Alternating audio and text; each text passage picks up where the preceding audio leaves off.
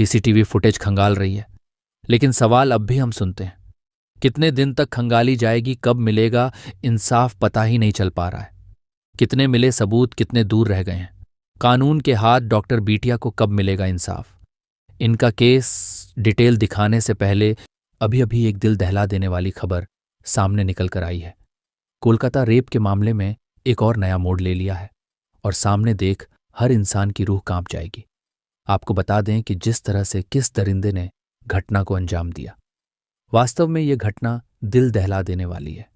आप लोग अभी साफ साफ दिखे किस तरह से लोगों की नज़रों में बचने की अपनी पूरी कोशिश कर रहा था। इस केस में बड़े बड़े लोग का हाथ है और इस केस में अपनी पूरी ताकत लगा रहा है। वह चाहे राजनीतिक ताकत हो, मोटी मोटी नोटों की गड्डी की ताकत, पैसे की ताकत को पूरी तरह से अपने आप को बचाने की कोशिश किया जा रहा है। घटना को अंजाम दे रहा है। पहले अब दोबारा से उसे नए दरिंदे के बीच सारे टेस्ट होंगे जो कि संजय राय के टेस्ट हुए थे। और सबसे ज्यादा जरूरी तो ये है कि वह चेहरा कौन है जिसकी हम लोग बात कर रहे हैं। अभी अभी बड़े खुलासे में पता चला है कि आखिरकार इस पूरी शर्मा घटना के पीछे किसी बड़े दरिंदे का हाथ है। अब अदालत में भी इस चीज का पर्दाफाश होगा। चलिए समझते हैं शुरुआत से और असली को पूरी तरह से जानते हैं कि उसने इस कोलकाता रेप केस मर्डर में घटना को अंजाम दिया।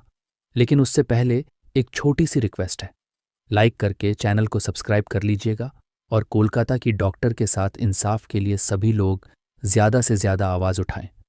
साथियों, आप लोग भले ही हमारे चैनल को सब्सक्राइब कीजिए या ना कीजिए, लेकिन छोटी सी बिटिया लाइक कीजिए, कमेंट जरूर कीजिए ताकि हमारी बेटियां को इंसाफ मिल सके।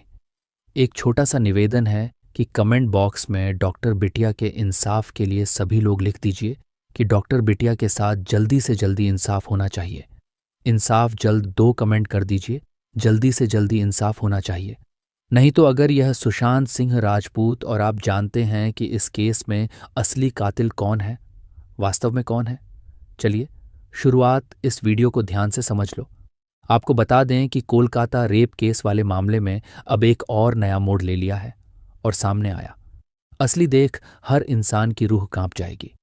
अदालत में संजय राय के फूट फूट कर रोने से हर कोई सदमे में है। जो संजय राय फूट फूट कर रोया अदालत में, हम आपको बताएंगे, लेकिन उसे अपडेट है। इस मामले में आपको पता होगा कि 7 आरोपियों का पॉलीग्राफ टेस्ट कराया गया था, जिसमें मुख्य आरोपी संजय राय पूर्व प्रिंसिपल संदीप घोष उस रात अस्पताल में मौजूद रहे। 4 ट्रेनी डॉक्टर और साथ ही संदीप घोष के 7 लोगों का पॉलीग्राफ टेस्ट कराया गया था। संजय राय का पॉलीग्राफ टेस्ट जेल में ही कराया गया था, जहां वह 14 दिनों की न्यायिक हिरासत में भेजा गया था।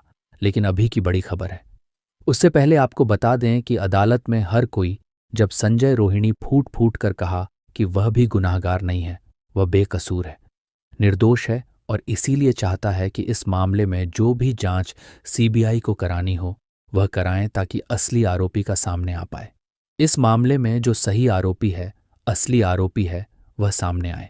इससे पहले आपको बता दें, संजय रॉय के दोस्तों से भी बातचीत की। उन दोस्तों ने इस बातचीत में बताया कि संजय रॉय अपनी प्रवृत्ति से ही आपराधिक किस्म का है। अक्सर ही लोगों से पैसे लिया करता था और उन्हें पैसों को वापस नहीं करता था। इसके अलावा अपने आसपास रहने वाली महिलाओं के साथ भी उसका व्यवहार सही नहीं था। गाली गलौज देना, उनके साथ मार पिटाई करना, छेड़खानी करना। लेकिन हर कोई जानता था, इस बात से वाकिफ था कि वह पूर्व प्रिंसिपल संदीप घोष के बाउंसर के तौर पर भी लोगों के बीच उसकी पहचान थी। संदीप घोष की भूमिका भी इस मामले में शुरू से ही संदिग्ध रही है। इस पूरे मामले को लेकर सुप्रीम कोर्ट ने भी की, सर्वोच्च अदालत ने भी की। जिस तरह से इस पूरे मामले को लेकर एफआईआर दर्ज की गई, जांच शुरू की गई, तो बताता है कि इस पूरे मामले को लेकर शुरुआत से ही पुलिस काफी गंभीर नहीं थी और मामले में कुछ पाने की कोशिश शुरुआत से ही पॉलीग्राफ टेस्ट जो हुआ था उसको लेकर यह कहा जा रहा था कि आप दूध का दूध और पानी का पानी हो जाएगा। क्या है पॉलीग्राफ टेस्ट? झूठ पकड़ने वाली मशीन कैसे किया जाता है, जिसे हम कहते हैं लाई डिटेक्टर मशीन। इसमें शरीर में इस बात की जानकारी मिलती इंसान सच बोल रहा है। अक्सर बड़े मामलों में आरोपियों के मुंह से सच उगलवाने के लिए टेस्ट किया जाता है।